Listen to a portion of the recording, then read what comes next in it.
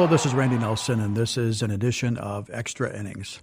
As a retiring superintendent of schools, many things run across my mind when I reflect on 37 years in education. What's happened in those 37 years? What have we been doing in our schools? And even, what's on the horizon? To help facilitate the discussion, I've enlisted the assistance of Mr. Bob Schmidt, past radio talk show host, a parent, and a friend. Thanks, Randy. On this podcast, I'm hoping that you can give me your thoughts on academies. We had talked about that in the past, but exactly what makes an academy? In our particular school district, we've been working on academies mostly for grades 11 and 12. Probably our most prolific academy there is the Health Science Academy. That's in its 10th year. And that really started with conversations with folks at Gunderson and also with folks at Mayo, and quickly turned into follow-up conversations with our higher ed partners, including UWL, Viterbo, and Western. What we did is we pulled together an experience for students in grades 11 and 12. It provides an opportunity for them to really good, practical, hands-on experience in the areas of health science. But we also have a construction academy, and we also have an engineering academy this year for the first time. So we're really excited about these opportunities for students. A couple of critical things that really need to happen inside of an academy model for us. First, some sort of a career focus. It's really helping our students get themselves immersed in a career or careers and help them sort out a little bit in their heads. Okay, I've experienced this enough. I don't want to do this, or I love this, and this is exactly what I want to do. For it to be interdisciplinary is also important. We don't want them to take a class on health science just to take a class on health science. We really want there to be some connections with other areas, whether it be mathematics or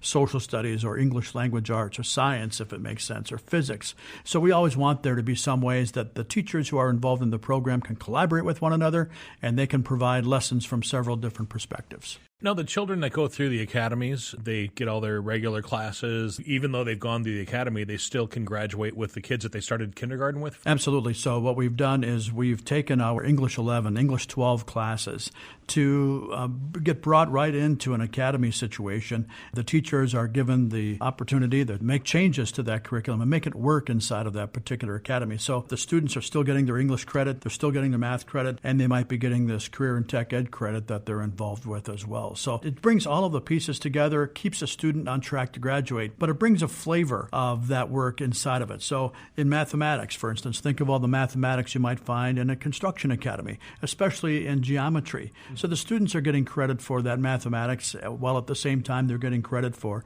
understanding the construction side of it and the safety side of it, and how to build things, etc. Maybe the physics side of it. There are a lot of components that all come together, and students are getting multiple credit for doing this one thing inside of the academy, which is typically 2.5 hours or so every morning as part of the schedule. A couple of my children have gone through the construction academy at Central High School. One of them now is a union carpenter. The other one graduates in 2020 and is interested in getting into construction as well because of the love of construction that they've both learned through going to school. Well, this is what's really cool, I think, about the academies, because not only is it about pulling together these content areas and math and science and English language arts with something that's connected to a career, but it also allows some of our staff who really love these kinds of opportunities. I can think of our teacher in the construction academy. I got to tell you, he loves this work, and he loves being out at a site and working with the city to acquire this property and to build a house on this property and make this happen. He is in his element when that happens. And even though sometimes he's got 16, 18, or 20 students walking around a work site at one time and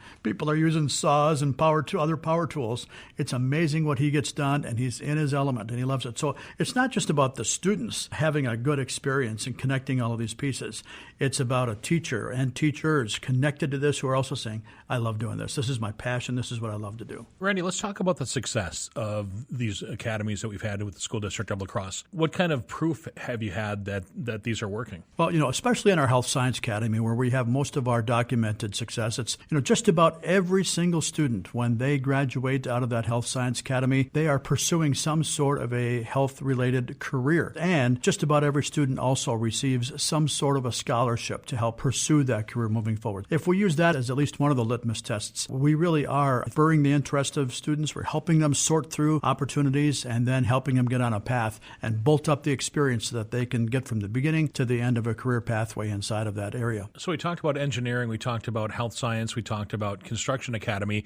Any types of academies going forward? Really what we've been doing is exploring some sort of a future teacher academy. This is an area that we see is a challenge for us in education, is having teachers ready to go, especially in some areas of licensure. Teachers are really difficult to find. And so this could really make for us a chance to connect with students, to tap a student on a shoulder, see what kind of interest they may have when it comes to teaching, and encourage those students with our own mentors to be able to have them be teachers. Anything I'm missing? I would say that another really important part when we put together academies, to make sure that there are off-site learning experiences. We want to make sure that students are getting a chance to actually experience this kind of work, hands-on, outside of their high schools and someplace embedded inside of our community. And in order to do that, it brings on another part of our elements, and that is to ensure that we have community business partners along the way. That's where our students are getting the most hands-on experience sometimes, is connecting and working with people who are doing these things for a living on a day-in and day-out basis. Thanks, Randy. I'm looking forward to our next Extra Innings conversation. Retiring Superintendent of Schools Randy Nelson's Extra Innings podcast is a podcast for Hire.com production.